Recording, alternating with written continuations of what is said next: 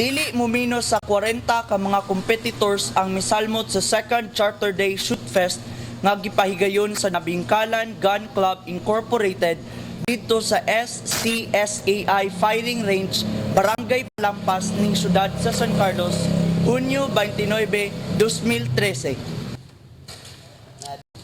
Ang maong shoot fest adun kategory sa civilian, lawman, senior citizen, Cairo. Para sa civilian category, si Melvin James Marano maoy ni og sa single stock gisundan ni Diosdado Llosa og Stone Carmona. Sa high cap, Pat Bar maoy nag-champion gisundan ni Erwin Birondo, Judging Nilios. Para sa person, si Christian Hans de la Victor maoy nag-una nga sundan usab ni Novo Di Ocampo og Melvin James Mariano. Aing ba sa lawman category, si El Villanueva maoy daog sa single stock. Sa high, si Vicno Romanis maoy niguwas na nanaog, samtang si Rolando Arcenas o Warren Barua naa sa ikaduha o ikatulong pwesto. Wala usab paiwit si Mark Antonida oy nakadaog sa production.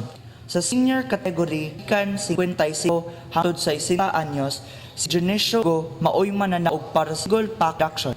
Sila si Anicito Argalio o Roberto Mercado runner-up.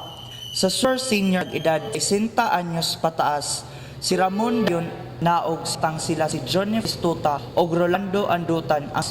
Sa tayo category, si PG Maisog ang mananaog nga gisundan ni Region Buhat ug Benito Yap para sa single pack.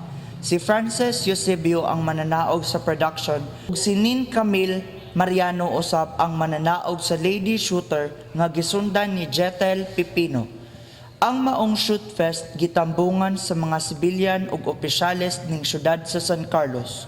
Si Mayor Gingo maoy ning hatag sa welcome address ug ning paboto sa ceremonial shoot, samtang si SP member Criston Carmona maoy nang shooter nga misalang sa kompetisyon.